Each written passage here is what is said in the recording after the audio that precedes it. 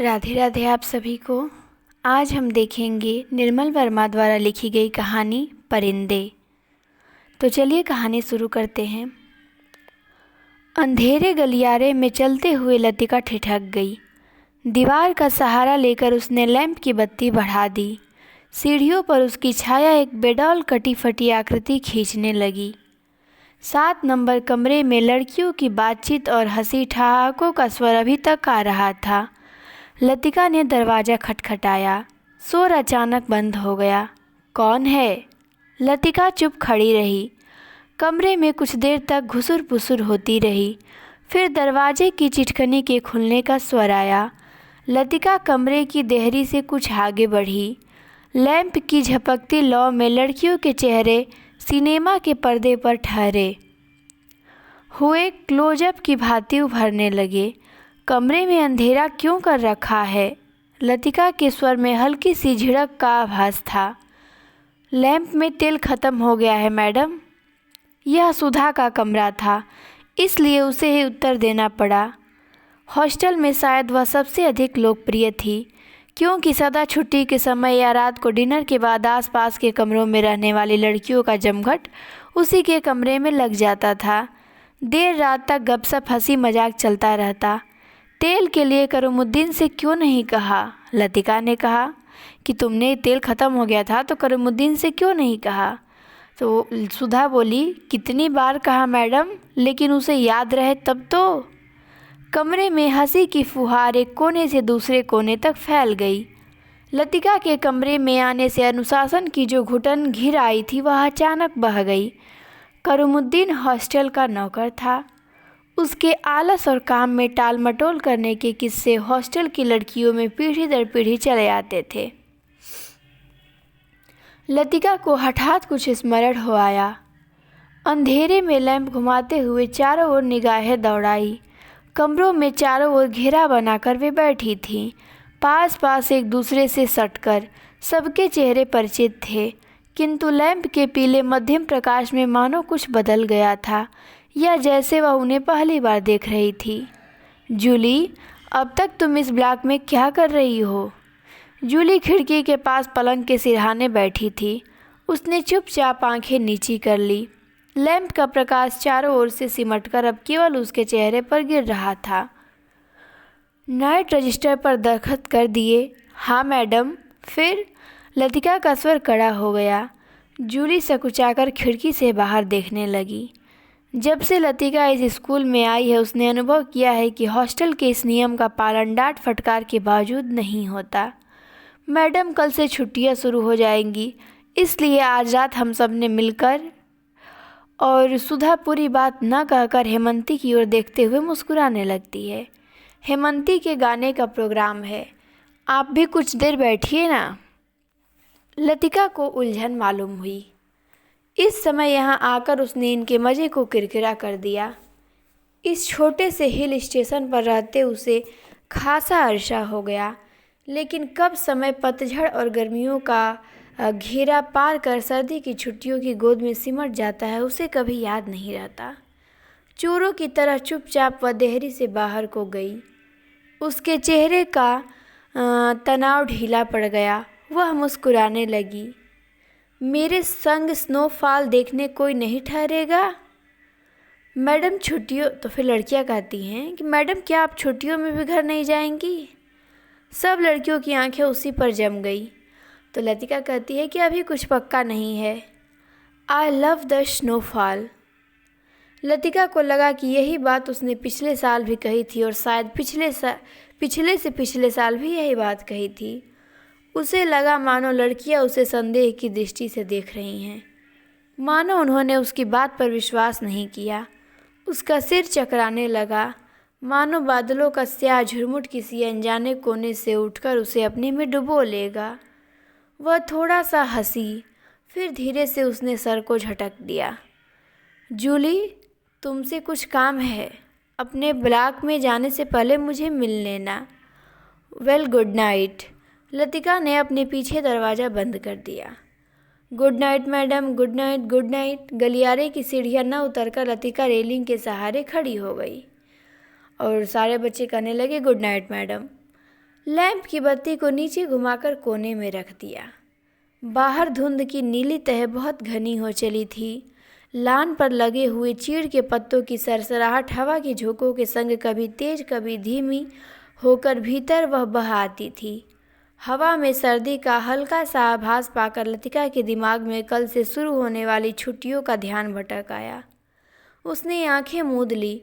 उसे लगा कि जैसे उसकी टांगें बांस की लकड़ियों की तरह उसके शरीर से बंधी हैं, जिसकी गांठें धीरे धीरे खुलती जा रही है। सिर की चकराहट अभी मिटी नहीं थी, मगर अब जैसे वह भीतर ना होकर बाहर फैली हुई धुंध का हिस्सा बन गई थी। सीढ़ियों पर बातचीत का स्वर सुनकर लतिका जैसे सोते से जगी। साल को कंधे पर समेटा और लैंप उठा लिया। डॉक्टर मुखर्जी मिस्टर ह्यूबर्ट के संग एक अंग्रेजी धुन गुनगुनाते हुए ऊपर आ रहे थे। सीढ़ियों पर अंधेरा था और ह्यूबर्ट को बार बार अपनी छड़ी से रास्ता टटोलना पड़ता था। लतिका ने 2-4 सीढ़ियाँ उतरकर लैंप को नीचे झुका दिया। Good evening doctor, good evening mister Hubert कहने लगी सबको। तो वो कहते हैं thank you miss Latika. Hubert के स्वर में कृतज्ञता का भाव था। सीढ़ियाँ चढ़ने से उनकी सांस तेज हो रही थी और वह दीवार से लगे हुए हाँफ रहे थे। लैंप की रोशनी में उनके चेहरे का पीलापन कुछ तांबे के रंग जैसा हो गया था। तो फिर कहते हैं यहाँ अकेली क्या कर रही हो मिस लतिका? डॉक्टर ने होठों के भीतर से सीटी बजाई। चेकिंग करके लौट रही थी। आज इस वक्त ऊपर कैसे आना हुआ मिस्टर ह्यूबर्ट? ह्यूबर्ट ने मुस्कुराकर अपनी छड़ी डॉक्टर के कंधों से छुला दी। इनसे पूछो, यही मुझे ज़बरदस्ती घसीट लाए हैं। मिस लतिका, हम आपको निमंत्रण देने आ रहे थे। आज रात मेरे कमरे में एक छोटा सा कंसर्ट होगा जिसमें मिस्टर ह्यूबर्ट सोपा और चाइकोश्विकी के कंपोजिशन बजाएंगे और फिर क्रीम कॉफ़ी पी जाएगी और उसके बाद अगर समय रहा तो पिछले साल जो हमने गुनाह किए हैं उन्हें हम सब मिलकर कॉन्फ्रेंस करेंगे। डॉक्टर मुखर्जी के चेहरे पर भारी मुस्कान खेल गई। डॉक्टर मुझे माफ़ करें, मेरी तबीयत कुछ ठीक नहीं है। तो फिर चलिए, यह ठीक रहा। फिर तो आप वैसे भी मेरे पास आती। डॉक्टर ने धीरे से लतिका के कंधों को पकड़कर अपने कमरे की तरफ मोड़ दिया। डॉक्टर मुखर्जी को कमरा ब्लॉक के दूसरे सिरे पर छत से जुड़ा हुआ था। वह आधे बर्मी थे। क्या थे डॉक्टर मुखर्जी? आधे बर्मी थे, जिसके चिन्ह उनकी थोड़ी दबी हुई नाक और छोटी छोटी अंचल आँखों से स्पष्ट थे।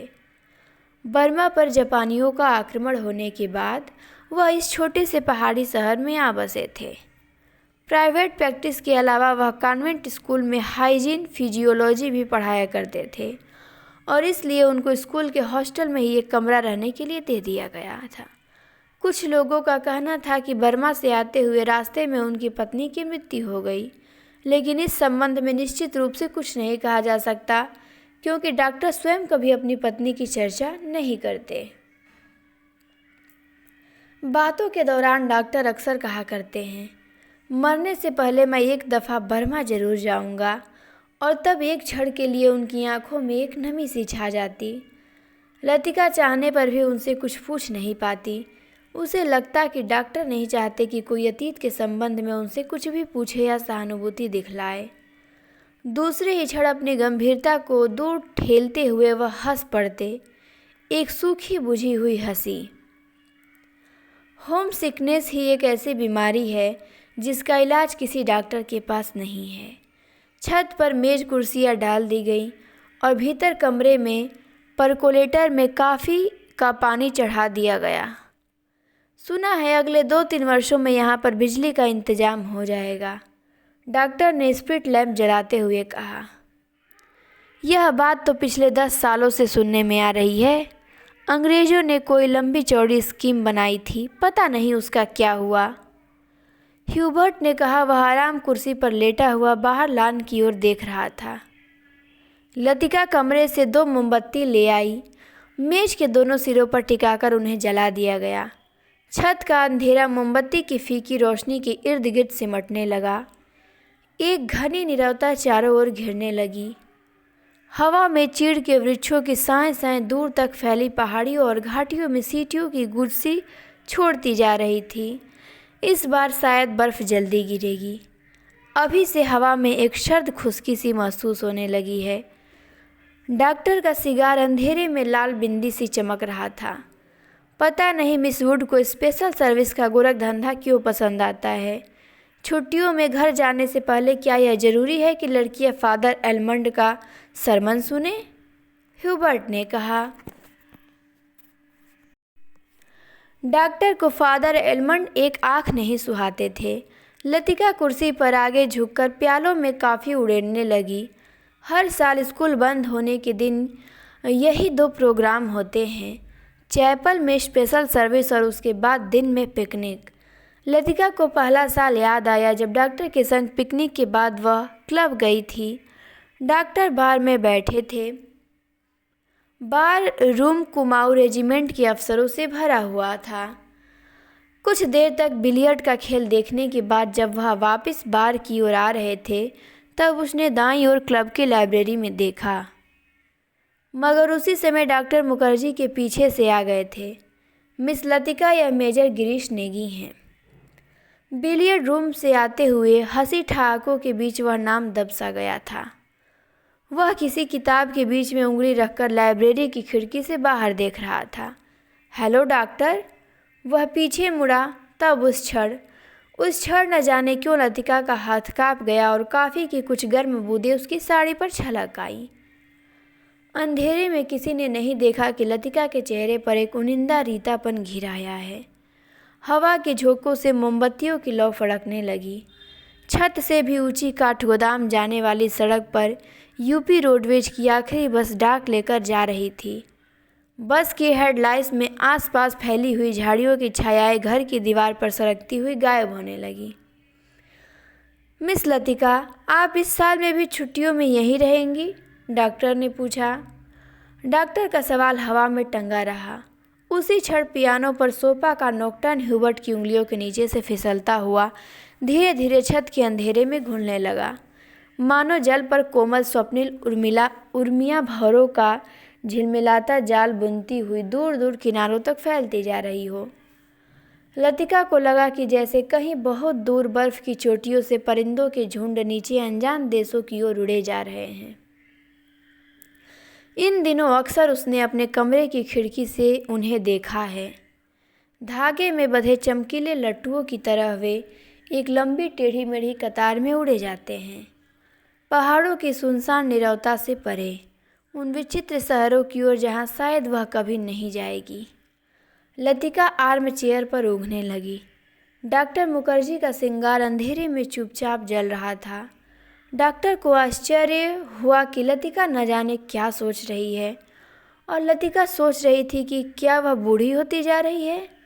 उसके सामने स्कूल के प्रिंसिपल मिस वुड का चेहरा घूम गया। पुपाला मुँह, आँखों के नीचे झुलती हुई मांस की थैलियाँ, जरा जरा सी बात पर चिढ़ जाना, कर्कश आवाज़ में चीखना, सब उसे ओल्ड मेड कहकर पुकारते हैं। कुछ वर्षों बाद वह भी हूबहू ऐसी बन जाएगी। लतिका के सामने समूचे शरीर में झुरझुरी सी दौड़ गई, मानो अनजाने में उसने किसी गलीज वस्तु को छू लिया हो। उसे याद आया कुछ महीने पहले अचानक उसे ह्यूबर्ट का प्रेम पत्र मिला था, भावुक याचना से भरा हुआ पत्र, जिसमें उसने न जाने क्या कुछ लिखा था जो कभी उसकी समझ में नहीं आया। उसे ह्यूबर्ट की इस बचकाना हरकत पर हंसी आई थी, किंतु भीतर ही भीतर प्रसन्नता भी हुई थी। उसकी उम्र अभी बीती नहीं है, अब भी वह दूसरों को अपनी ओर आकर्षित कर सकती है। ह्यूबर्ट का पत्र पढ़कर उसे क्रोध नहीं आया, आई थी तो केवल ममता। वह चाहती तो उसकी गलतफहमी को दूर करने में देर न लगाती, किंतु कोई शक्ति उसे रोकी रहती। उसके कारण अपने पर विश्वास रहता है, अपने सुख का भ्रम मानो ह्यूबर्ट की गलतफहमी से जुड़ा है। ह्यूबर्ट ही क्यों, वह क्या किसी को चाह सकेगी उस अनुभूति के संग जो अब नहीं रही, जो छाया से उस पर मंडराती रहती है, न स्वयं सिमटती है न उसे मुक्ति दे पाती है। उसे लगा जैसे बादलों का झुरमुट फिर उसे मस्तिष्क पर धीरे धीरे छाने लगा। उसकी टांगें फिर निर्जीव शिथिल सी हो गईं। वह झटके से उठ खड़ी हुई।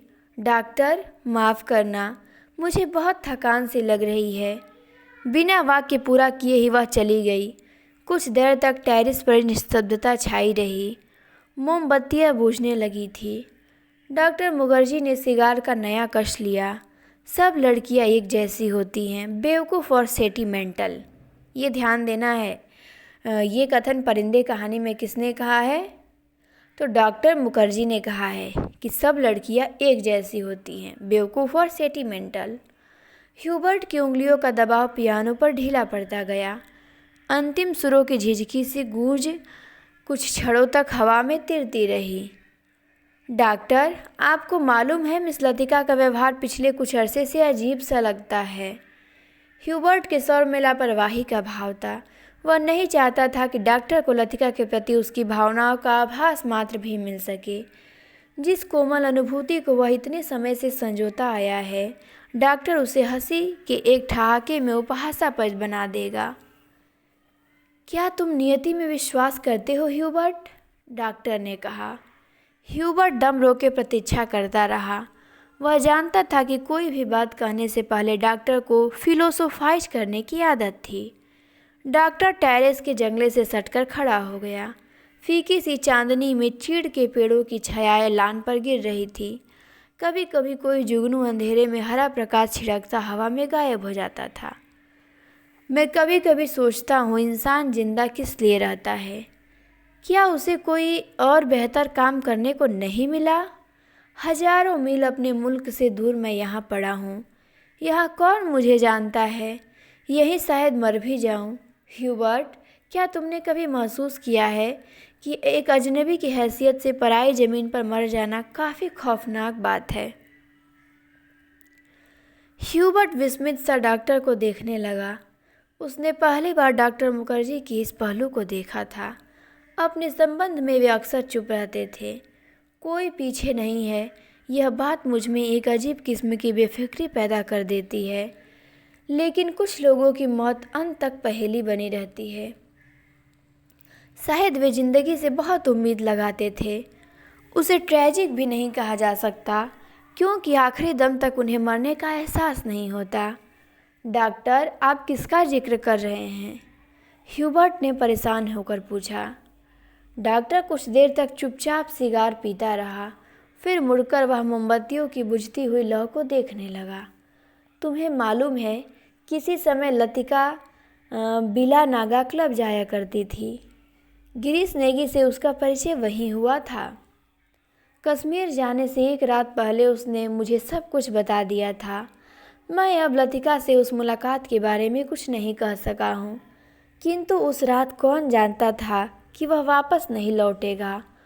और अब क्या फ़र्क पड़ता है? Let the dead die. Doctor की सूखी सर्द हंसी में खोखली सी शून्यता भरी थी। कौन? गिरीश नेगी? कुमाऊं रेजिमेंट में कैप्टन था। डॉक्टर, क्या लतिका? ह्यूबर्ट से कुछ आगे नहीं कहा गया। उसे याद आया वह पत्र जो उसने लतिका को भेजा था।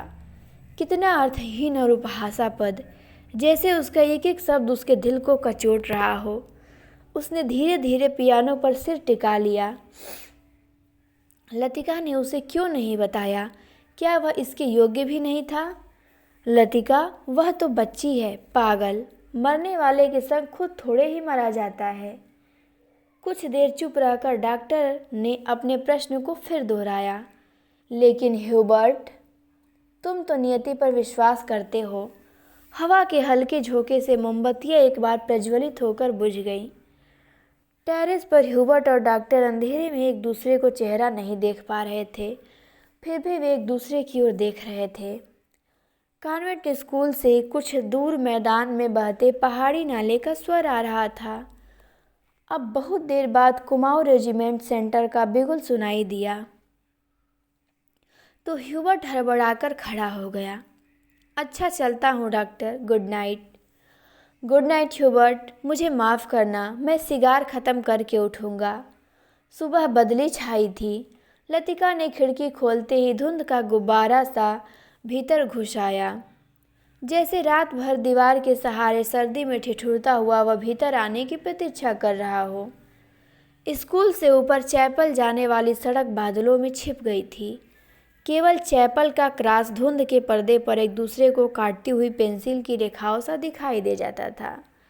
लतिका ने खिड़की से आंखें हटाई तो देखा कि करीमुद्दीन चाय की ट्रे लिए खड़ा है।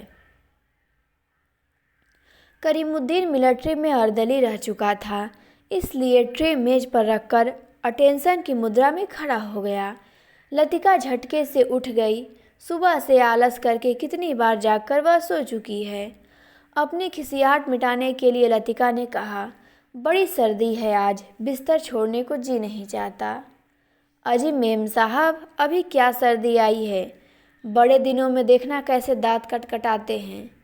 और करीमुद्दीन अपने हाथों को बगलों में डालते हुए इस तरह सिकुड़ गया जैसे उन दिनों की कल्पना मात्र से उसे जाड़ा लगना शुरू हो गया हो।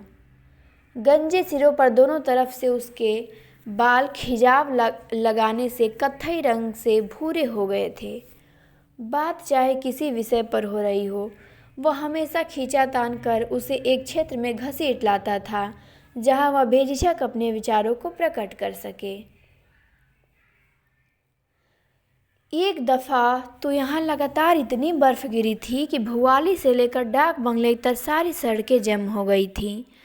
इतनी बर्फ़ थी मेम साहब कि पेड़ों की टहनियाँ तक सिकुड़कर तनों से लिपट गई थी, बिल्कुल ऐसे।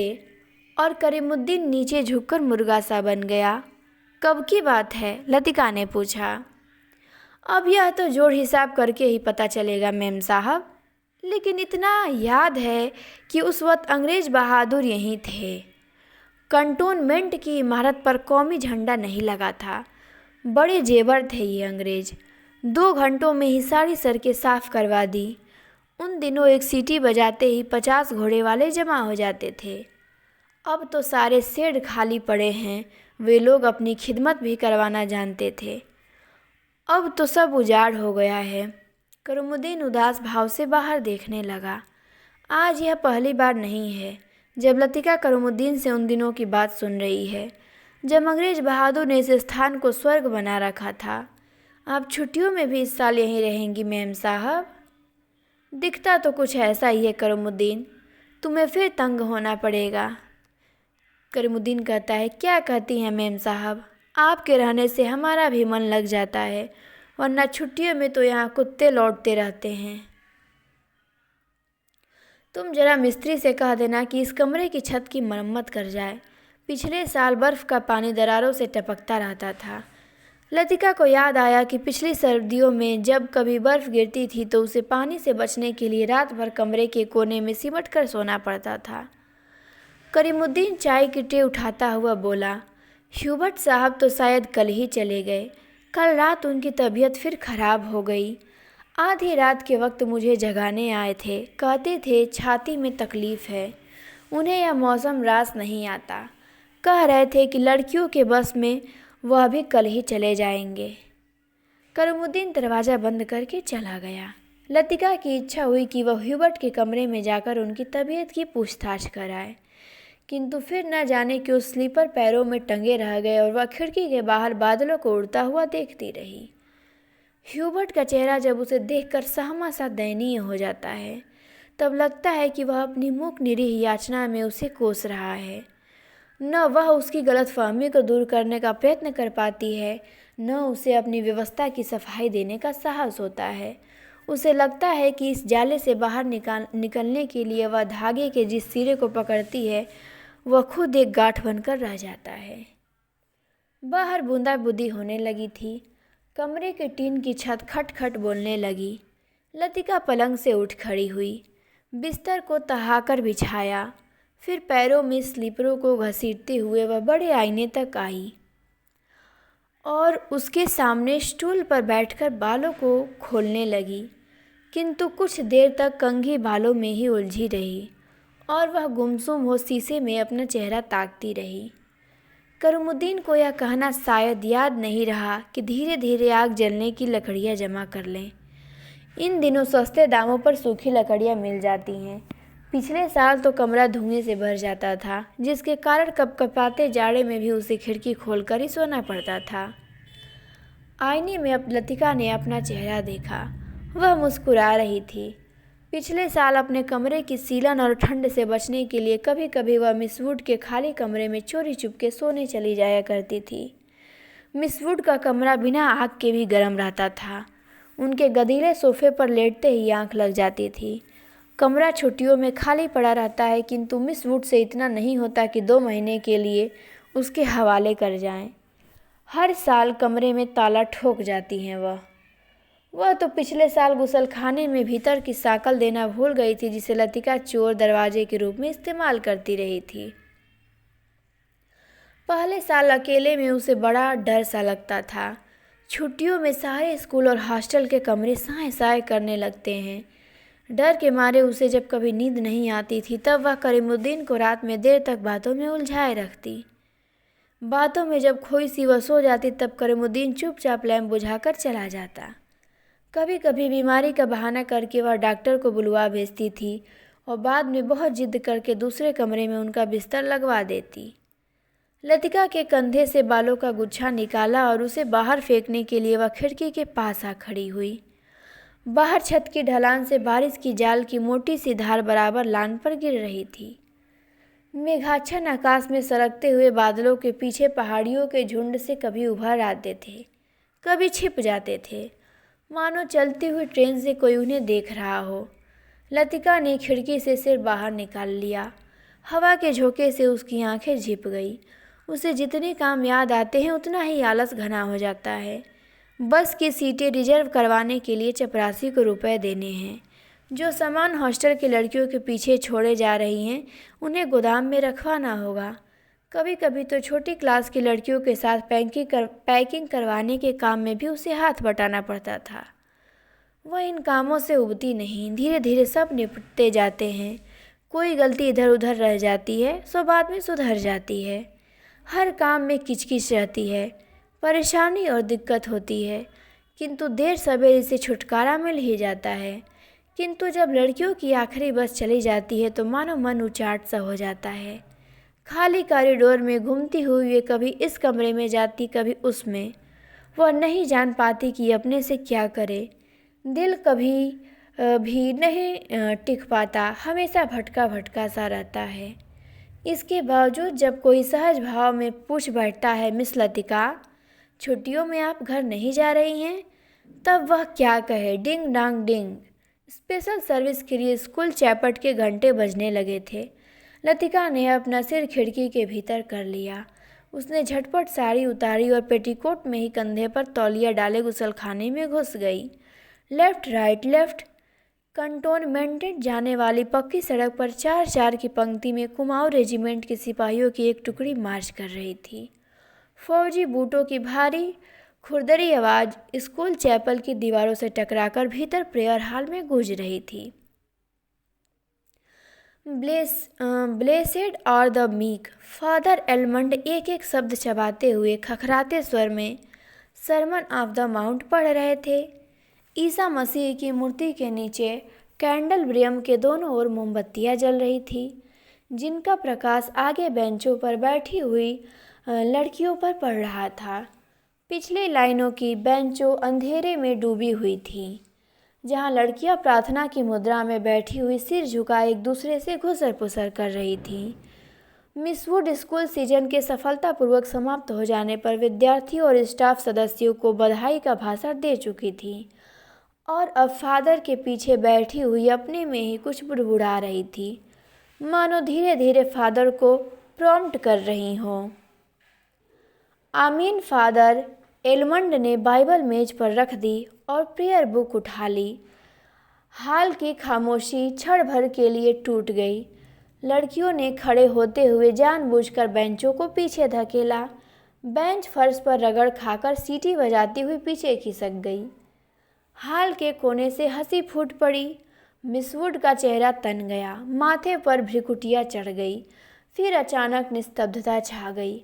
हाल के उस घुटे हुए धुंधल के में फादर का तीखा फटा हुआ सर सुनाई देने लगा। Jesus said, I am the light of the world, he that follow at me shall not walk in darkness but shall have the light of life. Doctor Mukherjee ने ऊब और उकताहट से भरी हुई जमुहाई ली।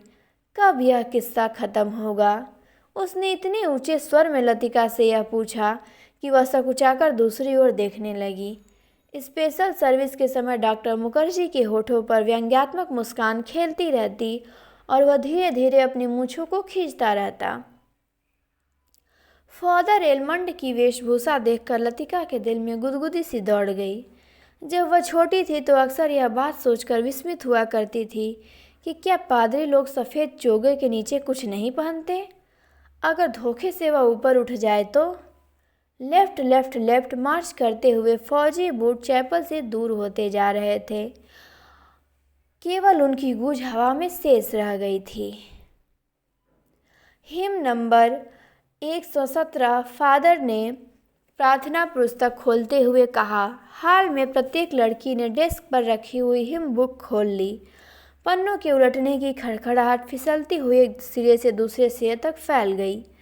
आगे की बेंच से उठकर ह्यूबर्ट पियानो के सामने स्टूल पर बैठ गया।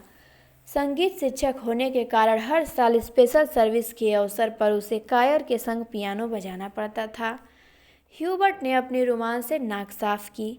अपनी घबराहट छिपाने के लिए ह्यूबर्ट हमेशा ऐसा ही किया करता था।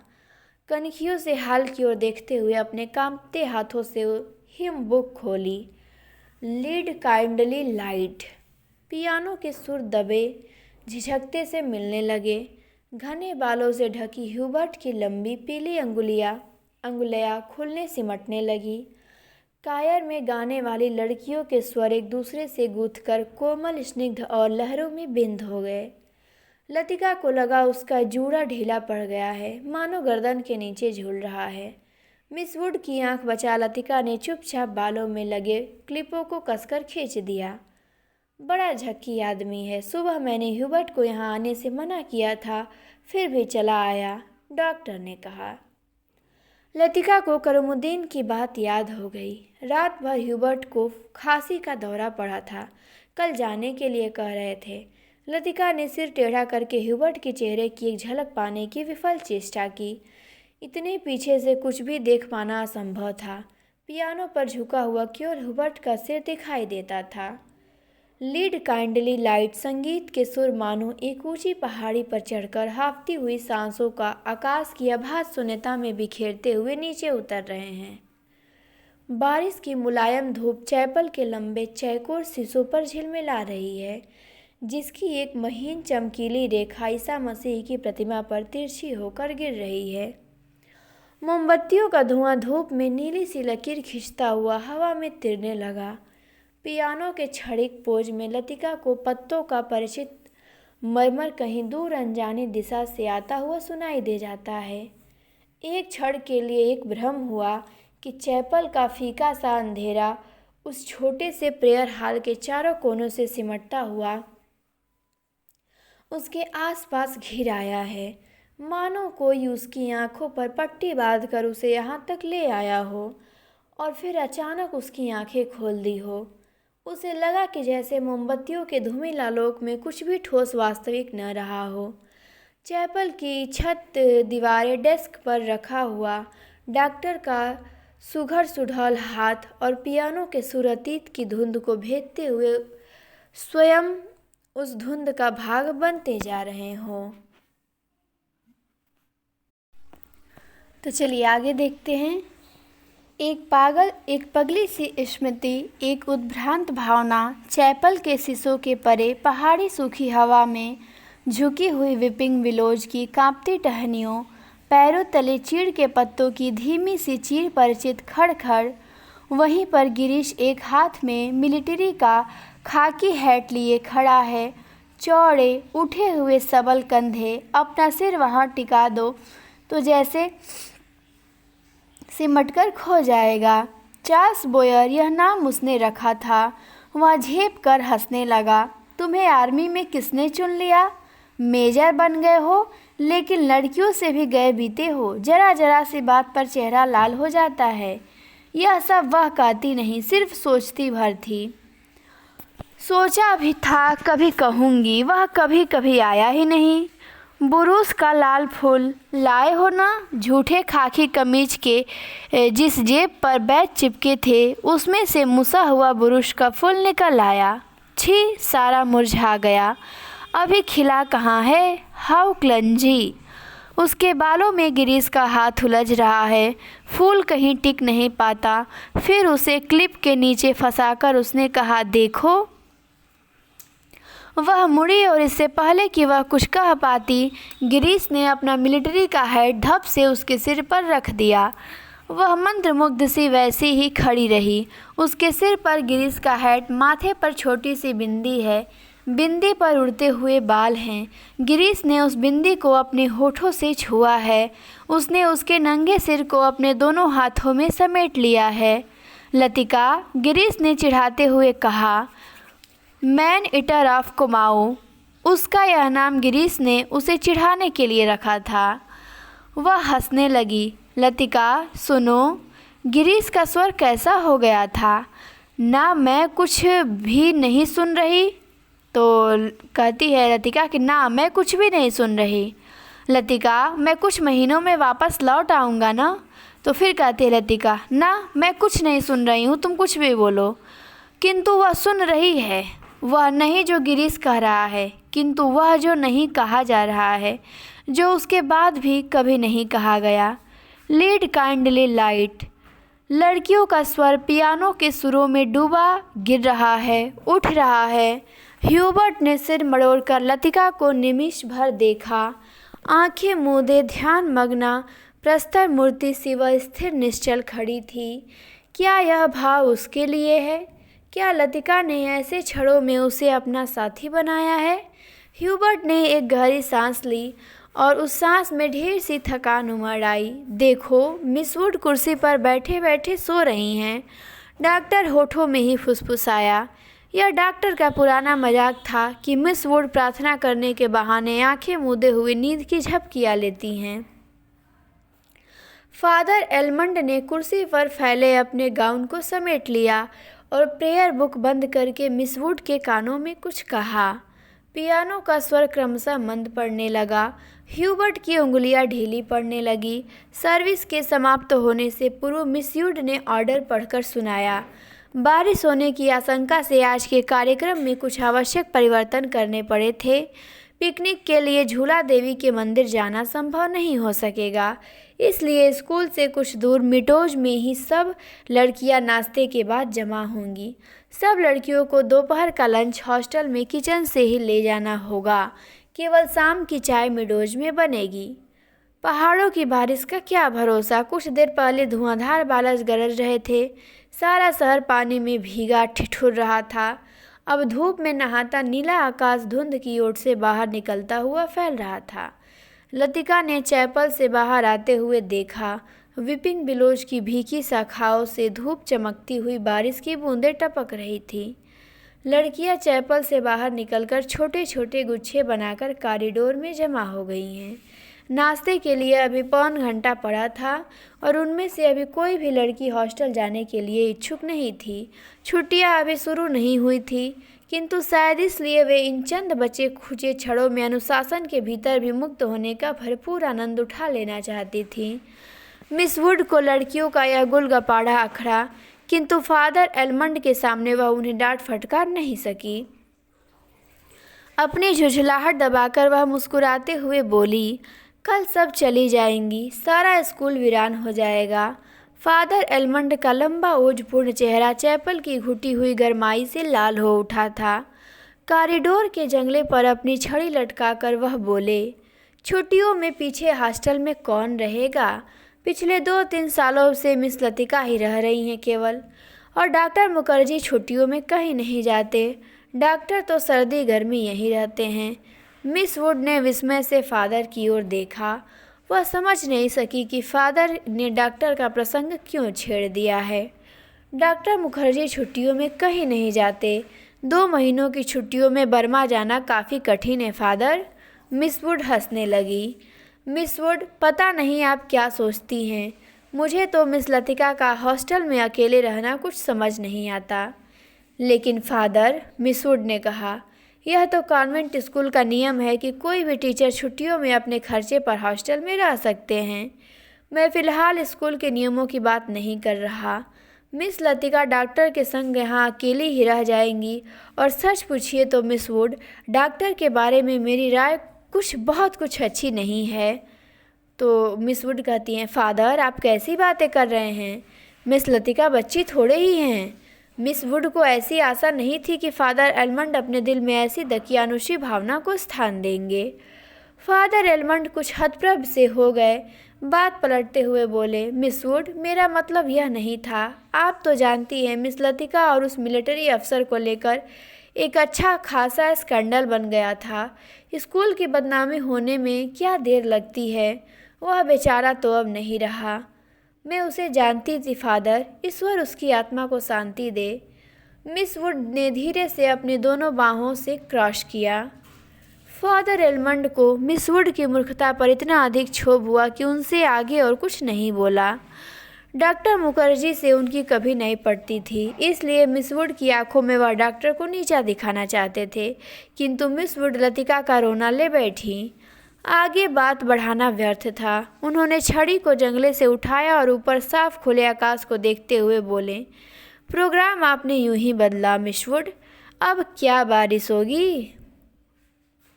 ह्यूबर्ट जब चैपल से बाहर निकला तो उसकी आंखें चकाचौंध सी हो गईं। उसे लगा जैसे किसी ने अचानक ढेर से चमकीली उबलती हुई रोशनी मुट्ठी में भरकर उसकी आंखों में झोंक दी हो। पियानो के संगीत के सुर रुई के छुई मुई रेशों की भांति अब तक उसके मस्तिष्क की थकी मांदी नसों पर फड़फड़ा रहे थे। वह काफ़ी थक गया था। पियानो बजाने से उसके फेफड़ों पर हमेशा भारी दबाव पड़ता, दिल की धड़कन तेज हो जाती थी। उसे लगता था कि संगीत के एक नोट को दूसरे नोट में उतारने के प्रयत्न में वह एक अंधेरी खाई पार कर रहा है। आज चैपल में मैंने जो महसूस किया वह कितना रहस्यमय, कितना विचित्र था, ह्यूबर्ट ने सोचा। मुझे लगा पियानो का हर नोट चिरंतर खामोशी की अंधेरी खो से निकलकर बाहर फैली नीली धुंध को काटता तराशता हुआ एक भूला सा अर्थ खींच लाता है। गिरता हुआ हर पोज एक छोटी सी मौत है, मानो घने छायादार वृक्षों की कांपती छायाओं में कोई पगडंडी गुम हो गई हो। एक छोटी सी मौत जो आने वाले सुरों को अपनी बची खुची गूंजों की सांसें समर्पित कर जाती हैं, जो मर जाती हैं किंतु मिट नहीं पाती। मिटती नहीं इसलिए मरकर भी जीवित हैं, दूसरे सुरों में लय हो जाती हैं। डॉक्टर, क्या मृत्यु ऐसे ही आती है? अगर मैं डॉक्टर से पूछूं तो वह हंसकर टाल देगा। मुझे लगता है कि वह पिछले कुछ दिनों से कोई बात छिपा रहा है। उसकी हंसी में जो सहानुभूति का भाव होता है वह मुझे अच्छा नहीं लगता। आज उसने मुझे स्पेशल सर्विस में आने से रोका था। कारण पूछने पर वह चुप रहा था। कौन सी ऐसी बात है जिसे मुझसे कहने में डॉक्टर कतराता है? शायद मैं सक्की मिजाज होते जा रहा हूँ, और बात कुछ भी नहीं है। ह्यूबर्ट ने देखा, लड़कियों की कतार स्कूल से हॉस्टल जाने वाली सड़क पर नीचे उतरती जा रही है। उजली धूप में उनके रंग बिरंगे रिबन, हल्की आसमानी रंग की फ्रॉकें और सफ़ेद पेटियां चमक रही हैं। सीनियर कैम्ब्रिज की कुछ लड़कियों ने चैपल की वाटिका के गुलाब के फूलों को तोड़कर अपने बालों में लगा लिया है। कंटोनमेंट के 3-4 सिपाही लड़कियों को देखते हुए अश्लील मजाक उड़ाते हंस रहे हैं, और कभी कभी किसी लड़कियों की ओर जरा झुककर सीटी बजाने लगते हैं। Hello mister Hubert. ह्यूबर्ट ने चौंक कर पीछे देखा। लतिका एक मोटा सा रजिस्टर बगल में दबाए खड़ी थी। आप अभी यहीं हैं? ह्यूबर्ट की दृष्टि लतिका पर टिकी रही। वह क्रीम रंग की पूरी बाहों की ऊनी जैकेट पहने हुई थी। कुमाऊनी लड़कियों की तरह लतिका का चेहरा गोल था। धूप की तपन से पका हुआ गेहुआ रंग कहीं कहीं हल्का सा गुलाबी हो आया था, मानो बहुत धोने पर भी गुलाल के कुछ धब्बे इधर उधर बिखर रहे हों। उन लड़कियों के नाम नोट करने थे जो कल जा रही हैं, सो पीछे रुकना पड़ा। आप भी तो कल जा रहे हैं मिस्टर ह्यूबर्ट? अभी तक तो यही इरादा है, यहाँ रुक कर भी मैं क्या करूँगा। आप स्कूल की ओर जा रही हैं? चलिए। पक्की सड़क पर लड़कियों की भीड़ जमा थी, इसलिए वे दोनों पोलो ग्राउंड का चक्कर काटती हुई पगडंडी से नीचे उतरने लगे। हवा तेज हो चली। चीड़ के पत्ते हर झोंके के संग टूट टूट कर पगडंडी पर ढेर लगाते जाते थे। ह्यूबर्ट रास्ता बनाने के लिए अपनी छड़ी से उन्हें बुहार कर दोनों ओर बिखेर देता था। लतिका पीछे खड़ी हुई देखती रहती थी। अल्मोड़ा की ओर से आते हुए छोटे छोटे बादल रेशमी रुमालों से उड़ते हुए सूरज के मुंह पर लिपट से जाते थे, फिर हवा में बह निकलते थे। इस खेल में धूप कभी मंद फीकी सी पड़ जाती थी, कभी अपना उजला आंचल खोलकर समूचे शहर को अपने में समेट लेती थी। लतिका तनिक आगे निकल गई। ह्यूबर्ट की सांस चढ़ गई थी और वह धीरे धीरे हाँफता हुआ पीछे से आ रहा था। जब वे पोलो ग्राउंड के पवेलियन को छोड़कर सिमेट्री के दाईं ओर मुड़े तो लतिका ह्यूबर्ट की प्रतीक्षा करने के लिए खड़ी हो गई। उसे याद आया छुट्टियों के दिनों में जब कभी कमरे में अकेले बैठे बैठे उसका मन उब जाता था तो वह अक्सर टहलते हुए सिमेट्री तक चली जाती थी। उससे सटी पहाड़ी पर चढ़कर वह बर्फ में ढके देवदार वृक्षों को देखा करती थी, जिनकी झुकी हुई शाखा से रुई के गोले सी बर्फ नीचे गिरा करती थी। नीचे बाजार जाने वाली सड़क पर बच्चे स्लेज पर फिसला करते थे। वह खड़ी खड़ी बर्फ में छिपी हुई उस सड़क का अनुमान लगाया करती थी जो फादर एलमंड के घर से गुजरती हुई मिलिट्री अस्पताल और डाकघर से होकर चर्च की सीढ़ियों तक जाकर गुम हो जाती थी। जो मनोरंजन एक दुर्गम पहेली को सुलझाने में होता है, वही लतिका को बर्फ में खोए रास्तों की खोज निकालने में होता था। आप बहुत तेज चलती हैं मिस लतिका। थकान से ह्यूबर्ट का चेहरा कुम्हला गया था। माथे पर पसीने की बूंदें छलक आई थी। कल रात आपकी तबीयत क्या कुछ खराब हो गई थी? तो ह्यूबर्ट कहता है कि आपने कैसे जाना? क्या मैं अस्वस्थ दिख रहा हूँ? ह्यूबर्ट के स्वर में हल्की सी खींच का आभास था। सब लोग मेरी सेहत को लेकर क्यों बात शुरू करते हैं, उसने सोचा। तो लतिका कहती है, नहीं, मुझे तो पता भी नहीं चलता। वह तो सुबह करीमुद्दीन ने बातों ही बातों में जिक्र छेड़ दिया था। लतिका कुछ अप्रतिभ सी हो आई। कोई खास बात नहीं, वही पुराना दर्द शुरू हो गया था, अब बिल्कुल ठीक है।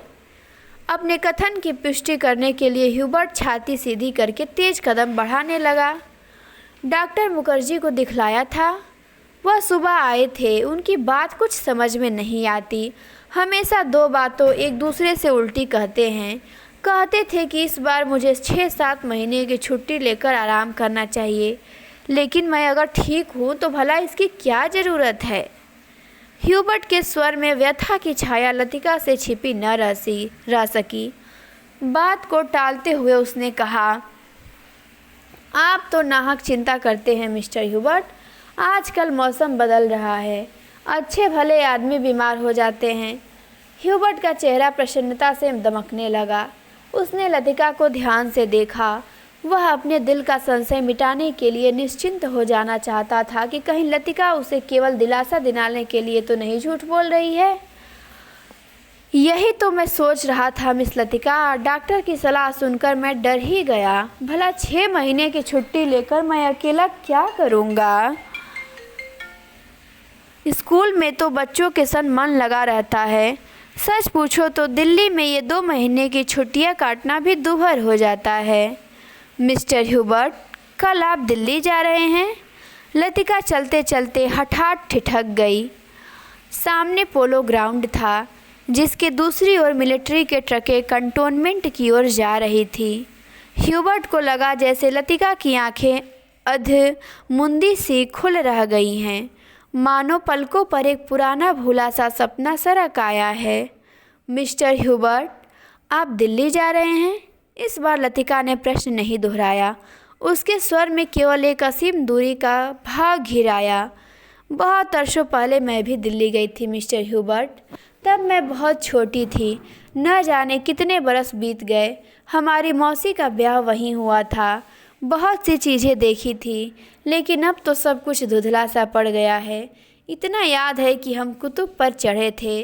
सबसे ऊंची मंजिल से हमने नीचे झांका था। न जाने कैसा लगा था। नीचे चलते हुए आदमी चाबी भरे हुए खिलौनों से लगते थे। हमने ऊपर से उन पर मूंगफलियाँ फेंकी थी, लेकिन हम बहुत निराश हुए थे क्योंकि उनमें से किसी ने हमारी तरफ नहीं देखा। शायद माँ ने मुझे डांटा था और मैं सिर्फ नीचे झांकते हुए डर गई थी। सुना है अब तो दिल्ली इतना बदल गया है कि पहचाना नहीं जाता। वे दोनों फिर चलने लगे। हवा का वेग ढीला पड़ने लगा। उड़ते हुए बादल अब सुस्ताने से लगे थे। उनकी छायाएं नंदा देवी और पंचचूली की पहाड़ियों पर गिर रही थी। स्कूल के पास पहुँचते पहुँचते चीड़ के पेड़ पीछे छूट गए। कहीं कहीं खुबानी के पेड़ों के आसपास बुरुस के लाल फूल धूप में चमक जाते थे। स्कूल तक आने में उन्होंने पोलो ग्राउंड का लंबा चक्कर लगा लिया था। मिस लतिका, आप कहीं छुट्टियों में जाती क्यों नहीं? सर्दियों में तो यहाँ सब कुछ वीरान हो जाता होगा। तो लतिका कहती है, अब मुझे यहाँ अच्छा लगता है। पहले साल अकेलापन कुछ अखरा था, अब आदी हो चुकी हूँ। क्रिसमस से एक रात पहले क्लब में डांस होता है, लॉटरी डाली जाती है और रात को देर रात तक नाच गाना होता रहता है। नए साल के दिन कुमाऊं रेजिमेंट की ओर से परेड ग्राउंड में कार्निवाल किया जाता है। बर्फ़ पर स्केटिंग होती है। रंग बिरंगे गुब्बारों के नीचे फौजी बैंड बजाता है। फौजी अफसर फैंसी ड्रेस में भाग लेते हैं।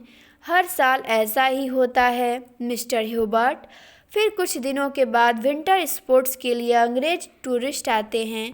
हर साल मैं उनसे परिचित होती हूँ। वापस लौटते हुए वे हमेशा वादा करते हैं कि अगले साल भी आएंगे, पर मैं जानती हूँ कि वे नहीं आएंगे।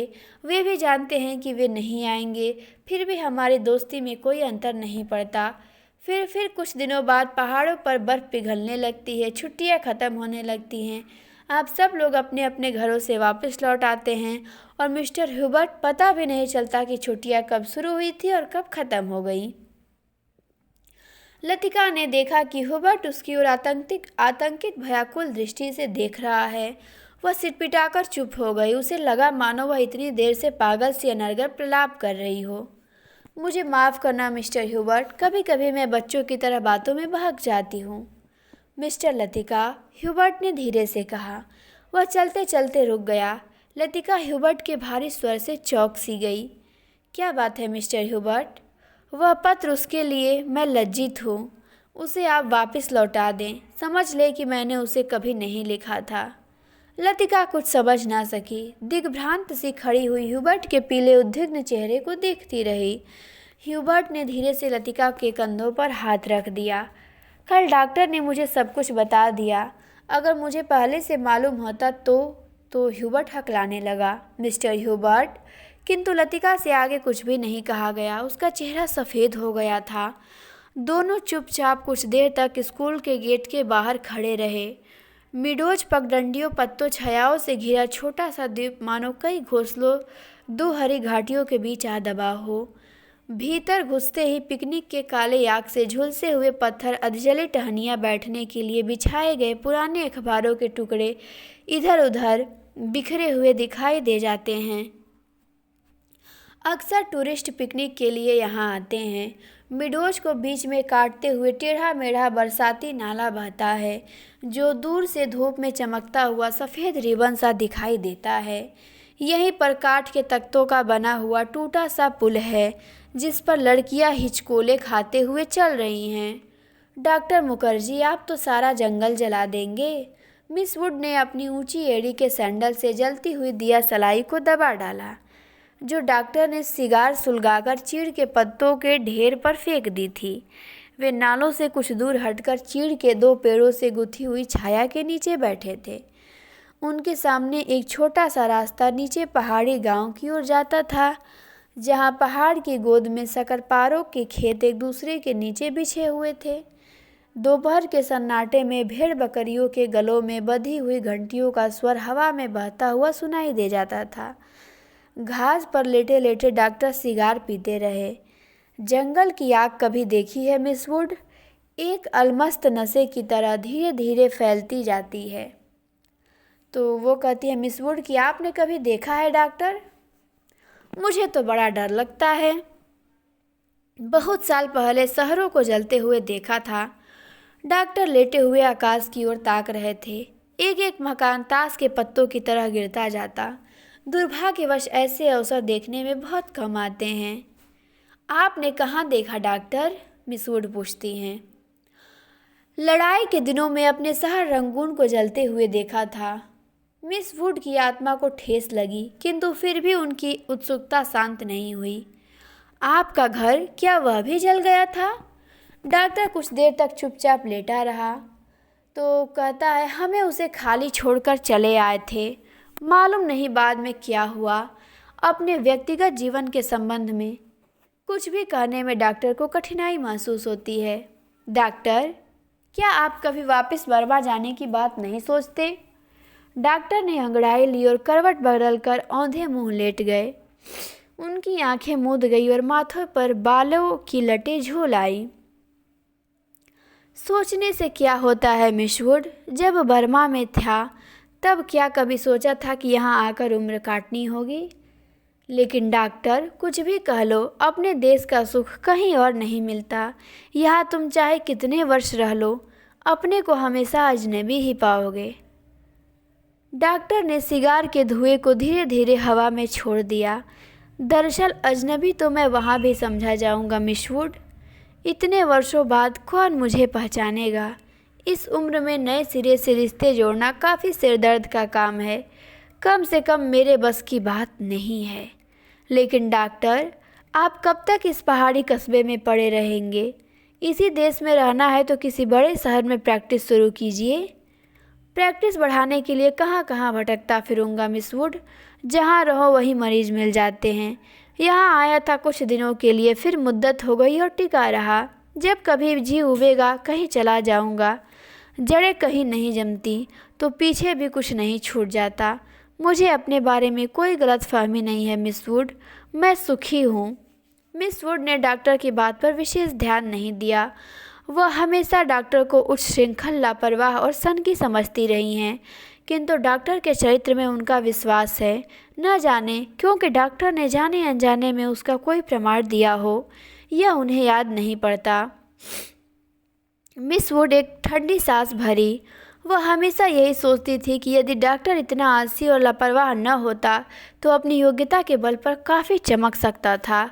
इसलिए उन्हें डॉक्टर पर क्रोध भी आता था और दुख भी होता था। मिस वुड ने अपने बैग से ऊन का गोला और सलाइयाँ निकाली। फिर उसके नीचे से अखबार में लिपटा हुआ चौड़ा कॉफ़ी का डिब्बा उठाया, जिसमें अंडों के सैंडविचें और हैमबर्गर दबे हुए थे। थर्मसों में प्यालों में कॉफ़ी उड़लते हुए मिस वुड ने कहा, डॉक्टर, काफ़ी ठंडी हो रही है। डॉक्टर लेटे लेटे बुड़बुड़ाया। मिस वुड ने नीचे झुककर देखा, वह कोहनी पर सिर टिकाए सो रहा था। ऊपर का होठ जरा सा फैलकर मुड़ गया था, मानो किसी से मजाक करने से पहले मुस्कुरा रहा हो। उसकी उंगलियों में दबा हुआ सिगार नीचे झुका हुआ लटक रहा था। मेरी व्हाट डू यू वांट? दूसरे स्टैंडर्ड में पढ़ने वाली मेरी ने अपनी चंचल चपल आंखें ऊपर उठाई। लड़कियों का दायरा उसे घेरे हुए कभी पास आता था, कभी दूर खींचता चला जाता था। I want blue. दोनों हाथों को हवा में घुमाते हुए मेरी चिल्लाई। दायरा पानी की तरह टूट गया। सब लड़कियां एक दूसरे पर गिरती पड़ती किसी नीली वस्तु को छूने के लिए भाग दौड़ करने लगी। लंच समाप्त हो चुका था। लड़कियों के छोटे छोटे दिल मिडोज में बिखर गए थे। ऊंची क्लास की कुछ लड़कियां चाय का पानी गर्म करने के लिए पेड़ों पर चढ़कर सूफी टहनियाँ तोड़ रही थीं। दोपहर की उस घड़ी में मिडोज अलसाया ऊँघता सा जान पड़ता था। हवा का कोई भूला भटका झोंका चीड़ के पत्ते खड़खड़ा उठते थे। कभी कोई पक्षी अपनी सुस्ती मिटाने झाड़ियों से उड़कर नाले के किनारे बैठ जाता था।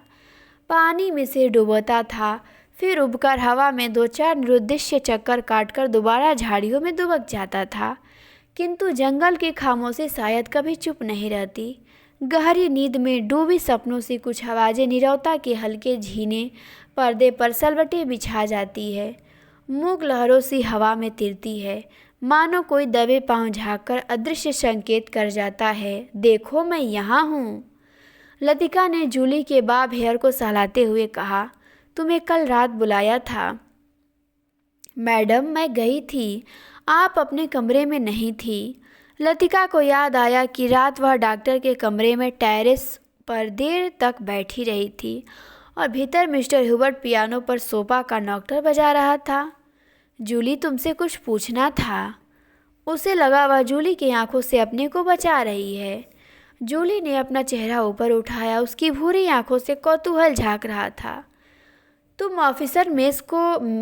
ऑफिसर्स मेस में किसी को जानती हो?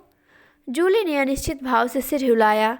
लतिका कुछ देर तक जूली को अपलक घूरती रही। जूली, मुझे विश्वास है कि तुम झूठ नहीं बोलोगी। कुछ क्षण पहले जूली की आंखों में जो कौतूहल था वह भय से परिणत होने लगा। लतिका ने अपने जैकेट की जेब से एक नीला लिफाफा निकालकर जूली की गोद में फेंक दिया। यह किसकी चिट्ठी है जूली? जूली ने लिफाफा उठाने के लिए हाथ बढ़ाया, किंतु फिर एक क्षण के लिए उसका हाथ कांपकर ठिठक गया। लिफाफे पर उसका नाम और हॉस्टल का पता लिखा हुआ था। थैंक यू मैडम, मेरे भाई का पत्र है, वह झांसी में रहते हैं। जूली ने घबराहट में लिफाफे को अपने स्कर्ट की तहों में छिपा लिया। जूली, जरा मुझे लिफाफा दिखलाओ। लतिका का स्वर तीखा और कर्कश हो गया। जूली ने अनमने भाव से लतिका को पत्र दे दिया। तुम्हारे भाई झांसी में रहते हैं? जूली इस बार कुछ नहीं बोली। उसकी उद्भ्रांत उखड़ी सी आंखें लतिका को देखती रहीं। यह क्या है? जूली का चेहरा सफ़ेद पड़ गया। लिफाफे पर कुमाऊं रेजिमेंट सेंटर की मुहर उसकी ओर घूर रही थी। कौन है यह? लतिका ने पूछा। उसने पहले भी हॉस्टल में उमड़ती हुई अफवाह सुनी थी कि जूली को क्लब में किसी मिलिट्री अफसर के संग देखा गया था, किंतु ऐसी अफवाहें अक्सर उड़ती रहती थी और उसने उन पर विश्वास नहीं किया था। जूली, तुम अभी बहुत छोटी हो। जूली के होंठ काँप उठे। उसकी आंखों में निरीह याचना का भाव घिर गया। अच्छा, अभी जाओ, तुमसे मैं छुट्टियों के बाद बात करूंगी। जूली ने ललचाई दृष्टि से लिफाफे को देखा। कुछ बोलने को उद्यत हुई, फिर बिना कुछ कहे चुपचाप वापस लौट गई। लतिका देर तक जूली को देखती रही, जब तक वह आंखों से ओझल नहीं हो गई। क्या मैं किसी खूसट बुढ़िया से कम हूँ? अपने अभाव का बदला क्या मैं दूसरों से ले रही हूँ? शायद, कौन जाने, शायद जूली का यह प्रथम परिचय हो, उस अनुभूति से जिसे कोई भी लड़की बड़े चाव से संजोकर संभाल कर अपने में छिपाए रहती है। एक अनिर्वचनीय सुख जो पीड़ा लिए है, पीड़ा और सुख को डुबोती हुई उमड़ते ज्वर की खुमारी जो दोनों को अपने में समो लेती है। एक दर्द जो आनंद से उपजा है और पीड़ा देता है। यह इस दावेदार के नीचे उसे भी यही लगा था जब गिरीश ने पूछा था, तुम चुप क्यों हो? वह आंखें मूंदे सोच रही थी। सोच कहाँ रही थी? जी रही थी उस क्षण को जो भय और विस्मय के बीच भींचा था, बहका सा पागल क्षण। वह अभी पीछे मुड़ेगी तो गिरीश की नर्वस मुस्कुराहट दिखाई दे जाएगी। उस दिन से आज दोपहर तक का अतीत एक दुःस्वप्न की मानिंद टूट जाएगा। वही देवदार है जिस पर उसने अपने बालों के क्लिप से गिरीश का नाम लिखा था। पेड़ की छाल उतरती नहीं थी, क्लिप टूट जाता था, तब गिरीश ने अपने नाम के नीचे उसका नाम लिखा था। जब कोई भी अक्षर बिगड़ कर टेढ़ा मेढ़ा हो जाता था तब वह हंसती थी और गिरीश कांपता हाथ और भी कांप जाता था। लतिका को लगा कि जो वह याद करती है वह भूलना भी चाहती है, लेकिन जब सचमुच भूलने लगती है तब उसे भय लगता है, जैसे कोई उसकी किसी चीज़ को उसके हाथों से छीन लिए जा रहा हो। ऐसा कुछ जो सदा के लिए खो जाएगा। बचपन में कभी वह अपने किसी खिलौने को खो देती थी तो वह गुमसुम सी होकर सोचा करती थी, कहाँ रख दिया मैंने। जब बहुत दौड़ धूप करने पर खिलौना मिल जाता तो बहाना करती कि अभी उसे खोज ही रही है कि वह अभी मिला नहीं है। जिस स्थान पर खिलौना रखा होता जानबूझकर उसे छोड़कर दूसरे कोने में उसे खोजने का उपक्रम करती। तब खोई हुई चीज़ याद रहती, इसलिए भूलने का भय नहीं रहता था। आज वह उस बचपन के खेल को क्यों बहाना नहीं कर पाती? बहाना शायद करती है, उसे याद करने का बहाना जो भूलता जा रहा है। दिन महीने बीते जाते हैं और वह उलझी रहती है। अनजाने में गिरीश का चेहरा धुंधला पड़ता जाता है। याद वह करती है, किंतु जैसे किसी पुराने तस्वीर के धुले हुए शीशे को साफ कर रही हो। अब वैसा दर्द नहीं होता, सिर्फ उसको याद करती है जो पहले कभी होता था। तब उसे अपने पर ग्लानि होती है। वह फिर जानबूझकर उसे घाव को कुरेदती है जो भरता जा रहा है, खुद ब खुद उसकी कोशिशों के बावजूद भरता जा रहा है। देवदार पर खुदे हुए अधमिटे नाम लतिका की ओर निस्तब्ध निरीह भाव से निहार रहे थे। मिडोज के घने सन्नाटे में नाले पार से खेलती हुई लड़कियों की आवाज़ें गूंज जाती थी। What do you want, what do you want. तितलियाँ, झिंगुर, जुगनू मिडोज पर उतरती हुई सांझ की छायाओं में पता नहीं चलता कौन आवाज़ किसकी है। दोपहर के समय जिन आवाज़ों को अलग अलग पहचाना जा सकता था, अब वे एक स्वरता की अविरल धारा में घुल गई थी। घास से अपने पैरों को पोंछता हुआ कोई रेंग रहा है। झाड़ियों के झुरमुट से पैरों को फड़फड़ाता हुआ झपटकर कोई ऊपर से उड़ जाता है, किंतु ऊपर देखो तो कहीं कुछ भी नहीं है। मिडोज के झरने का गड़गड़ाता स्वर जैसी अंधेरी सुरंग में झपाटे से ट्रेन गुजर गई हो और देर रात तक उसमें सीटियों और पहियों की चित्कार गूंजती रही हो। पिकनिक कुछ देर तक और चलती, किंतु बादलों की तह एक दूसरे पर चढ़ती जा रही थी। पिकनिक का सामान बटोरा जाने लगा। मिडोज के चारों ओर बिखरी हुई लड़कियां मिस वुड के इर्द गिर्द जमा होने लगी। अपने संग वे अजीबोगरीब चीज़ें बटोर लाई थी। कोई किसी पक्षी के टूटे हुए पंखों को बालों में लगाए हुए थी, किसी ने पेड़ की टहनी को चाकू से छीलकर छोटी सी बेत बना ली थी। ऊंची क्लास की कुछ लड़कियों ने अपने अपने रुमालों में नाले से पकड़ी हुई छोटी छोटी बालिश्त भर की मछलियों को दबा रखा था, जिन्हें मिस वुड से छिपाकर वे एक दूसरे को दिखा रही थी।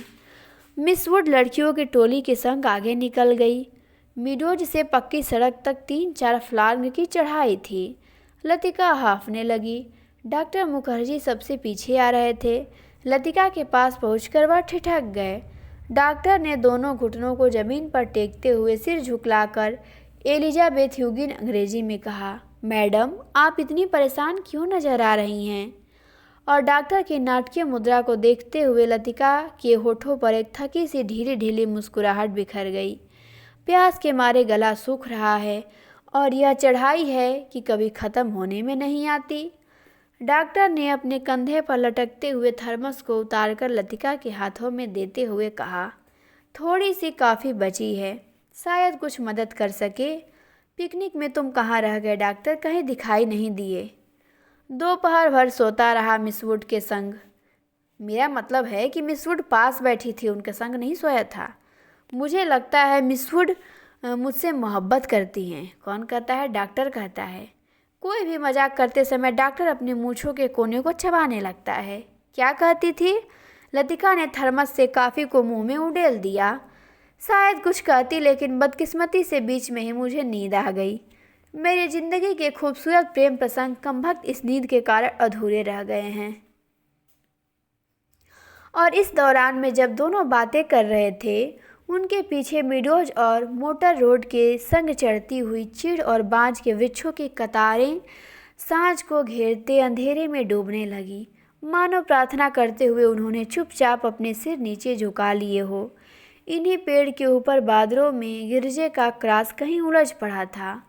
उसके नीचे पहाड़ों के ढलान पर बिछे हुए खेत भागती हुई गिलहरियों से लग रहे थे, जो मानो किसी की टोह में स्तब्ध ठिठक गई हो। डॉक्टर, मिस्टर ह्यूबर्ट पिकनिक पर नहीं आए? डॉक्टर मुखर्जी टार्च जलाकर लतिका के आगे आगे चल रहे थे।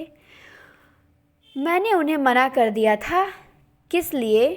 अंधेरों में पैरों के नीचे दबे हुए पत्तों की चरमराहट के अतिरिक्त कुछ सुनाई नहीं देता था। डॉक्टर मुखर्जी ने धीरे से खांसा। पिछले कुछ दिनों से मुझे संदेह होता जा रहा था कि मिस्टर ह्यूबर्ट की छाती का दर्द शायद मामूली दर्द नहीं है। डॉक्टर थोड़ा सा हंसा, जैसे उसे अपनी यह गंभीरता रुचिकर लग रही हो। डॉक्टर ने प्रतीक्षा की, शायद लतिका कुछ कहेगी, किंतु लतिका चुपचाप उसके पीछे चल पड़ी थी। यह मेरा महज शक है, शायद मैं बिल्कुल गलत हूँ, किंतु यह बेहतर होगा कि वह अपने एक फेफड़े का एक्सरा करा ले। इससे कम से कम कोई भ्रम तो नहीं रहेगा। आपने मिस्टर ह्यूबर्ट से इसके बारे में कुछ कहा है? अभी तक कुछ नहीं कहा है, ह्यूबर्ट जरा सी बात पर चिंतित हो उठता है, इसलिए कभी साहस नहीं हो पाता है। डॉक्टर को लगा उसके पीछे आते हुए लतिका के पैरों का स्वर सहसा बंद हो गया। उन्होंने पीछे मुड़कर देखा, लतिका बीच सड़क पर अंधेरे में छाया सी चुपचाप निश्चल खड़ी है। डॉक्टर, लतिका का स्वर भर्राया हुआ था। क्या बात है मिस लतिका, आप रुक क्यों गईं? डॉक्टर, क्या मिस ह्यूबर्ट? डॉक्टर ने अपनी टार्च की मध्यम रोशनी लतिका पर उठा दी। उसने देखा लतिका का चेहरा एकदम पीला पड़ गया है और वह रह रह कर पत्ते सी काँप जाती है। मिस लतिका, क्या बात है, आप तो बहुत डरी सी जान पड़ती हैं। कुछ नहीं डॉक्टर, मुझे कुछ याद आ गया था। वे दोनों फिर चलने लगे। कुछ दूर जाने पर उनकी आंखें ऊपर उठ गईं। पक्षियों का एक बेड़ा धूमिल आकाश में त्रिकोण बनाता हुआ पहाड़ों के पीछे उनकी ओर आ रहा था। लतिका और डॉक्टर सिर उठाकर इन पक्षियों को देखते रहे। लतिका को याद आया, हर साल सर्दी की छुट्टियों से पहले ये परिंदे मैदानों की ओर उड़ते हैं। कुछ दिनों के लिए बीच के इस पहाड़ी स्टेशन पर बसेरा करते हैं। प्रतीक्षा करते हैं बर्फ़ के दिनों की, जब वे नीचे अजनबी अनजाने देशों में उड़ जाएंगे। यही परिंदे है इस कहानी का नाम, तो ध्यान देना है। क्या है कि लतिका को याद आया कि हर साल सर्दी की छुट्टियों से पहले ये परिंदे मैदानों की ओर उड़ते हैं। कुछ दिनों के लिए बीच के इस पहाड़ी स्टेशन पे बसेरा करते हैं। प्रतीक्षा करते हैं बर्फ़ के दिनों की, जब वे नीचे अजनबी अनजाने देशों में उड़ जाएंगे। तो क्या वे सब प्रतीक्षा कर रहे हैं? डॉक्टर मुखर्जी, मिस्टर ह्यूबर्ट, लेकिन कहाँ के लिए, हम कहाँ जाएंगे? किंतु उसका कोई उत्तर नहीं मिला। उस अंधेरे में मिटोज के झरने के भूतैल स्वर और चिड़ों के पत्तों की सरसराहट के अतिरिक्त कुछ सुनाई नहीं देता था। लतिका हड़बड़ाकर चौंक गई। अपनी छड़ी पर झुका हुआ डॉक्टर धीरे धीरे सीटी बजा रहा था। मिस लतिका, जल्दी कीजिए, बारिश शुरू होने वाली है। हॉस्टल पहुँचते पहुँचते बिजली चमकने लगी थी, किंतु उस रात बारिश देर तक नहीं हुई। बादल बरसने भी नहीं पाते थे कि हवा के थपेड़ों से धकेल दिए जाते थे। दूसरे दिन तड़के ही बस पकड़नी थी, इसलिए डिनर के बाद लड़कियां सोने के लिए अपने अपने कमरों में चली गई थी। जब लतिका अपने कमरे में गई तो उस समय कुमाऊं रेजिमेंट सेंटर का बिगुल जा रहा था। उसके कमरे में करीमुद्दीन कोई पहाड़ी धुन गुनगुनाता हुआ लैंप में गैस पंप कर रहा था।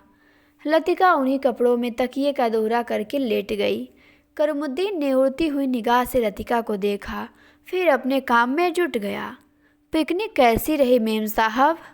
तुम क्यों नहीं आए? सब लड़कियां तुम्हें पूछ रही थी करीमुद्दीन। लतिका को लगा दिन भर की थकान धीरे धीरे उसके शरीर की पसलियों पर चिपटती जा रही है। अनायास उसकी आंखें नींद के बोझ से झपकने लगी। मैं चला आता तो ह्यूबर्ट साहब की तीमारदारी कौन करता? दिन भर उनके बिस्तर से सटा हुआ बैठा रहा और अब वह गायब हो गए हैं। करीमुद्दीन ने कंधे पर लटकते हुए मैचे कुचेले तौलियों को उतारा और लैंप के शीशों की गर्द पोंछने लगा। लतिका की अधमुखी आगे खुल गई। क्या ह्यूबर्ट साहब अपने कमरे में नहीं हैं? खुदा जाने इस हालत में कहाँ भटक रहे हैं। पानी गर्म करने कुछ देर के लिए बाहर गया था, वापस आने पर देखता हूँ कि कमरा खाली पड़ा है। करीमुद्दीन बड़बड़ाता हुआ बाहर चला गया। लतिका ने लेटे लेटे पलंग के नीचे चप्पलों को पैरों से उतार दिया। ह्यूबर्ट इतनी रात कहाँ गए होंगे? किंतु लतिका की आंखें फिर झपक गई। दिन भर की थकान ने सब परेशानियों प्रश्नों पर कुंजी लगा दी थी। मानो दिल भर आँख मिचौनी खेलते हुए उसने अपने कमरे में दैया को छू लिया था। अब वह सुरक्षित थी। कमरे की चारदीवारी के भीतर उसे कोई नहीं पकड़ सकता। दिन के उजाले में वह गवाह थी, मुजरिम थी। हर चीज़ उससे तकाजा था। अब इस अकेलेपन में कोई गिला नहीं, उल्हाना नहीं, सब खींचातानी ख़त्म हो गई है। जो अपना है वह बिल्कुल अपना सा हो गया है, जो अपना नहीं है उसका दुख नहीं है, अपनाने की फुर्सत नहीं। लतिका ने दीवार की ओर मुंह घुमा लिया। लैंप के फीके आलोक में हवा में कांपते पर्दों की छायाएं हिल रही थी। बिजली कड़कने से खिड़कियों के शीशे चमक चमक जाते थे। दरवाजे चटकने लगते थे, जैसे कोई बाहर से धीमे धीमे खटखटा रहा हो। कॉरिडोर से अपने अपने कमरे में जाती हुई लड़कियों की हंसी, बातों के कुछ शब्द, फिर सब कुछ शांत हो गया। किंतु फिर भी देर तक कच्ची नींद में वह लैंप का धीमा सा सी सी स्वर सुनती रही। वह कब स्वर भी मौन का भाग बनकर मुँह खो गया, उसे पता न चला। कुछ देर बाद उसको लगा सीढ़ियों से कुछ दबी आवाज़ें ऊपर आ रही हैं। बीच बीच में कोई चिल्ला उठता है और फिर सहसा आवाज़ धीमी पड़ जाती है। मिस लतिका, जरा अपना लैंप ले आइए। कॉरिडोर के जीने से डॉक्टर मुखर्जी की आवाज़ आई थी। कॉरिडोर में अंधेरा था। वह 3-4 सीढ़ियाँ नीचे उतरी, लैंप नीचे किया। सीढ़ियों से सटे जंगल लैंप नीचे किया। सीढ़ियों से सटे जंगले पर ह्यूबर्ट ने अपना सिर रख दिया। उसकी एक बाह जंगले के नीचे लटक रही और दूसरी डॉक्टर के कंधे पर झूल रही थी, जिसे डॉक्टर ने अपने हाथों में जकड़ रखा था। मिस लतिका, लैंप जरा और नीचे झुका दीजिए। Hubert, Hubert. डॉक्टर ने ह्यूबर्ट को सहारा देकर ऊपर खींचा। ह्यूबर्ट ने अपना चेहरा ऊपर किया। व्हिस्की की तेज बू का झोंका लतिका के सारे शरीर को झंझोड़ गया। ह्यूबर्ट की आंखों में सुर्ख डोरे खींच आए थे। कमीज का कॉलर उल्टा हो गया था और टाई की गांठ ढीली होकर नीचे खिसक आई थी। लतिका ने कांपते हाथों से लैंप सीढ़ियों पर रख दिया और आप दीवार के सहारे खड़ी हो गई। उसका सिर चकराने लगा था। In a back lane of the city there is a girl who loves me, Hubert हिचकियों के बीच गुनगुना उठता था। Hubert, please please. डॉक्टर ने ह्यूबर्ट के लड़खड़ाते शरीर को अपनी मजबूत गिरफ्त में ले लिया। मिस लतिका, आप लैंप लेकर आगे चलिए। लतिका ने लैंप उठाया। दीवार पर उन तीनों की छायाएं डगमगाने लगी। In a back lane of the city there is a girl who loves me. Hubert doctor Mukherjee के कंधे पर सिर टिकाए अंधेरी सीढ़ियों पर उल्टे सीधे पैर रखता चढ़ रहा था। डॉक्टर, हम कहाँ हैं? ह्यूबर्ट सहसा इतनी तेज से चिल्लाया कि उसकी लड़खड़ाती हुई आवाज़ सुनसान अंधेरे में कॉरिडोर की छत से टकराकर देर तक हवा में गूंजती रही। ह्यूबर्ट, डॉक्टर को एकदम ह्यूबर्ट पर गुस्सा आ गया। फिर अपने गुस्से पर ही उसने खींच सी हो गई और वह ह्यूबर्ट की पीठ थपथपाने लगा। कुछ बात नहीं ह्यूबर्ट डियर, तुम सिर्फ थक गए हो। ह्यूबर्ट ने अपनी आंखें डॉक्टर पर गड़ा दी। उनमें एक भयभीत बच्चे की सी कातरता झलक रही थी, मानो डॉक्टर के चेहरे से वह किसी प्रश्न का उत्तर पा लेना चाहता हो। ह्यूबर्ट के कमरे में पहुंचकर डॉक्टर ने उसे बिस्तरे पर लिटा दिया। ह्यूबर्ट ने किसी विरोध के चुपचाप जूते मुझे उतरवा दिए। जब डॉक्टर ह्यूबर्ट की टाई उतारने लगा तो ह्यूबर्ट अपनी कोहनी के सहारे उठा। कुछ देर तक डॉक्टर को आंखें फाड़ते हुए घूरता रहा, फिर धीरे से उसका हाथ पकड़ लिया। ह्यूबर्ट कहता है, डॉक्टर, क्या मैं मर जाऊंगा? कैसी बात करते हो ह्यूबर्ट? डॉक्टर ने हाथ छुड़ाकर धीरे से ह्यूबर्ट का सिर तकिए पर टिका दिया। Good night Hubert. Good night doctor. Hubert ने करवट बदल ली। Good night mister Hubert. Latika का स्वर सिहर गया, किंतु ह्यूबर्ट ने कोई उत्तर नहीं दिया। करवट बदलते ही उसे नींद आ गई थी। कॉरिडोर में वापस आकर डॉक्टर मुखर्जी रेलिंग के सामने खड़े हो गए। हवा के तेज झोंकों से आकाश में फैले बादलों की परतें जब कभी गहरी हो जाती, तब उनके पीछे से चांदनी बुझती हुई आग के धुएं सी आसपास की पहाड़ियों पर फैल जाती थी। तो लतिका पूछती है कि आपको मिस्टर ह्यूबर्ट कहाँ मिले? लतिका कॉरिडोर के दूसरे कोने में रेलिंग पर झुक हुई थी। क्लब के बार में उन्हें देखा था। मैं न पहुँचता तो न जाने कब तक बैठे रहते। डॉक्टर मुखर्जी ने सिगरेट जलाई। उन्हें अभी 1-2 मरीजों के घर जाना था। कुछ देर तक उन्हें टाल देने के इरादे से वह कॉरिडोर में खड़े रहे। नीचे अपने क्वार्टर में बैठा हुआ कुरुमुद्दीन माउथ हार्गन पर कोई पुराने फिल्मी धुन बजा रहा था। आज दिन भर बादल छाए रहे, लेकिन खुलकर बारिश नहीं हुई। क्रिसमस तक शायद मौसम ऐसा ही रहेगा। कुछ देर तक दोनों चुपचाप खड़े रहे। कॉन्वेंट स्कूल के बाहर फैले लॉन से झींगुरों का अनवरत स्वर चारों ओर फैली निस्तब्धता के और भी अधिक घना बना रहा था। कभी कभी ऊपर मोटर रोड पर किसी कुत्ते की रिरियाहट सुनाई पड़ जाती थी। डॉक्टर, कल रात आपने मिस्टर ह्यूबर्ट से कुछ कहा था मेरे बारे में? तो डॉक्टर कहता है कि वही जो सब लोग जानते हैं, और ह्यूबर्ट जिसे जानना चाहिए था नहीं जानता था। डॉक्टर ने लतिका की ओर देखा। वह जड़वत अविचलित रेलिंग पर झुकी हुई थी। वैसे हम सबकी अपनी अपनी जिद होती है, कोई छोड़ देता है और कोई आखिर तक उसे चिपका रहता है।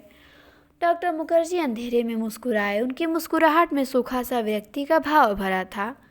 कभी कभी मैं सोचता हूँ मिस लतिका, किसी चीज़ को ना जानना यदि गलत है तो जानबूझकर न भूल पाना, हमेशा जोक की तरह उससे चिपटे रहना, यह भी गलत है।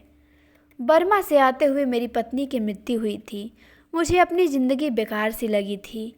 आज इस बात को अरसा गुजर गया और जैसा आप देखती हैं मैं जी रहा हूँ। उम्मीद है कि काफ़ी अरसा और जीऊँगा। ज़िंदगी काफ़ी दिलचस्प लगती है।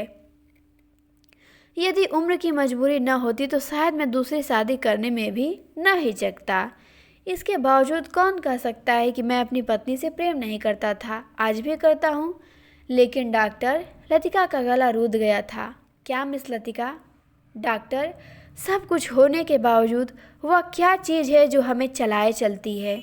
ये ध्यान देना, ये कथन पूछता है किस कहानी से है कि सब कुछ होने के बावजूद वह क्या चीज़ है जो हमें चलाए चलती है।